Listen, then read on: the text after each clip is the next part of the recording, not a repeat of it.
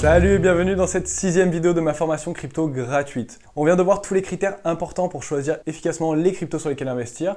Parmi ces critères, je t'ai parlé de la tokenomics qui est sans doute l'un des plus influents sur le prix d'une crypto dans le temps et je vais donc tout expliquer sur ce domaine. Alors la tokenomics, c'est l'étude de l'économie du token d'une crypto, c'est-à-dire comment il est géré de sa création à son utilité dans le réseau en passant par sa distribution et ses fonctionnalités particulières. Ne panique pas, on va tout reprendre point par point et s'appuyer sur des exemples. Parce que si tu comprends la tokenomics d'un projet, tu vas pouvoir prendre des décisions plus éclairées en matière d'investissement et tu connaîtras d'autant plus le potentiel.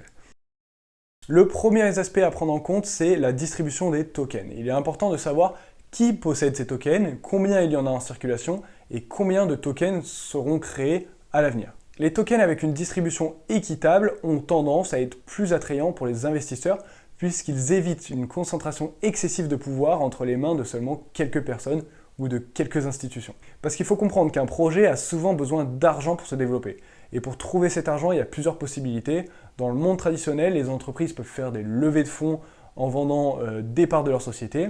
Dans le monde des cryptos, les entreprises vont souvent lever des fonds en vendant une partie de leurs tokens. Ça peut se faire de façon privée avant que le projet soit dévoilé au grand jour, au grand public. Et souvent, tu as des gros acteurs comme Binance et Coinbase qui investissent des millions de dollars quand le projet est bon et prometteur. Mais ça peut aussi se faire auprès de petits particuliers sous forme d'ICO ou de Launchpad. Et on verra dans d'autres vidéos plus particulièrement ce que c'est. Mais en gros, tu as un peu la promesse d'acheter des tokens en avant-première à un prix inférieur auquel il va sortir sur les plateformes crypto. Et pour avoir des infos sur la répartition des tokens, il y a deux choses à faire. La première, c'est de se rendre sur le white paper du projet et de chercher le passage qui parle de la distribution. Pour ça, je te rappelle, le livre blanc, c'est le document officiel qui regroupe toutes les informations sur le projet. Et pour le retrouver, tu vas sur CoinMarketCap, tu choisis la crypto que tu analyses et tu cliques sur white paper ou livre blanc si c'est traduit. La deuxième chose à faire, qui est beaucoup moins connue, c'est de scanner la blockchain pour savoir qui possède combien de pourcentage des tokens. Pour ça, toujours sur CoinMarketCap, tu te rends ici, tu vas avoir Explorer ou Explorateur avec la petite loupe. Moi, perso, je préfère utiliser Etherscan, c'est le scanner de blockchain que je préfère. Tu cliques dessus et tu arrives sur une page qui ressemble toujours à peu près à ça. Faut trouver Holders et cliquer dessus.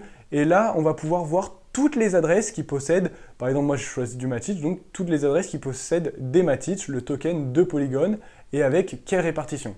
Donc là, si tu en possèdes toi aussi, il y aura ton adresse dans la liste, mais tu ne seras pas sur la première page parce que tu n'es sûrement pas millionnaire ou plutôt milliardaire là pour le coup. Ou milliardaire en Matic, hein, bien sûr.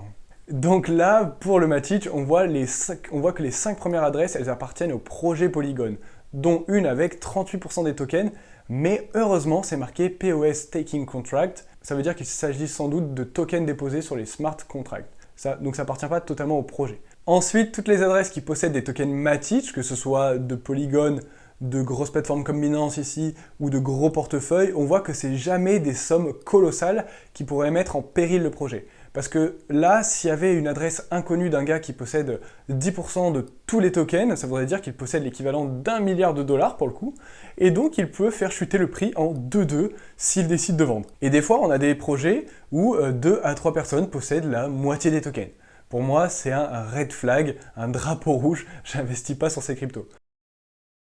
Le deuxième aspect à prendre en compte, c'est le modèle économique. Les tokens ont souvent un objectif spécifique, comme permettre l'accès à un réseau ou à des services, et leur utilité peut affecter leur valeur. Il est important de comprendre comment le token sera utilisé, quel est le processus d'acquisition du token, et si son utilisation est susceptible de croître à l'avenir.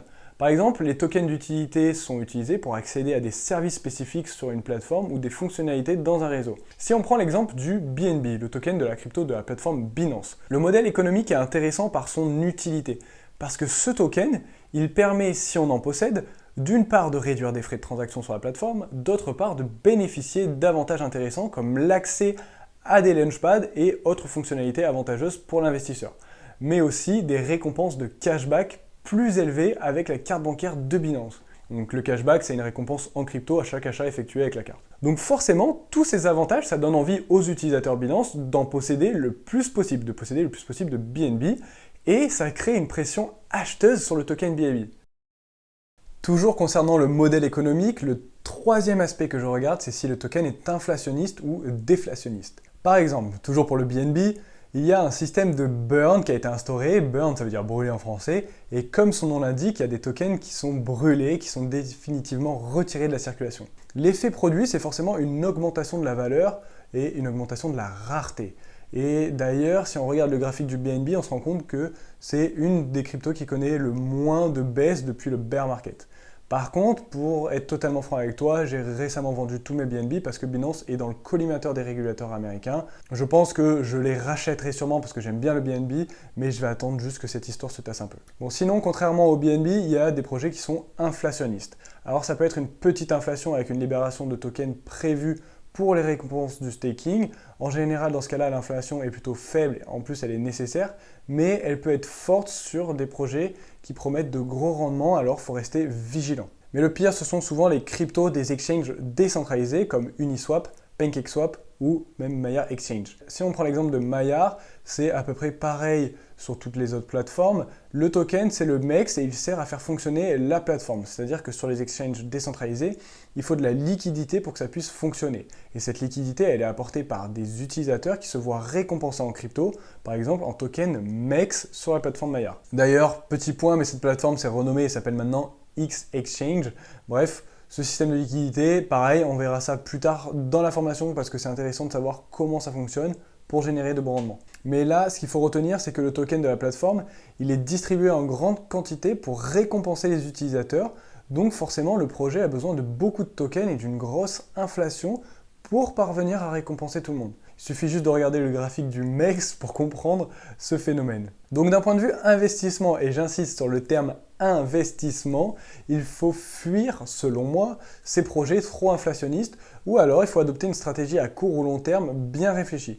Par contre, pour générer du rendement, ce sont des projets intéressants qu'il faut aborder sous un autre angle que l'investissement. Comme je viens de le dire, on verra ça plus tard dans la formation. Un quatrième aspect intéressant au niveau tokenomique, ce sont des cryptos qui utilisent leurs tokens pour la gouvernance du projet. Dans ce cas, les tokens peuvent donner aux investisseurs un droit de vote sur les décisions importantes du projet, telles que des modifications du protocole, l'ajout de nouvelles fonctionnalités ou même carrément la direction de l'entreprise, enfin en tout cas du projet crypto. Donc parfois, ça donne envie aux investisseurs de posséder un maximum de tokens pour avoir un impact d'autant plus considérable. Forcément, ça crée une pression acheteuse qui est bénéfique pour le prix. Cinquième aspect qui rend la tokenomique d'une crypto intéressante, mais qui n'est pas primordial non plus, c'est la TVL, la Total Value Locked.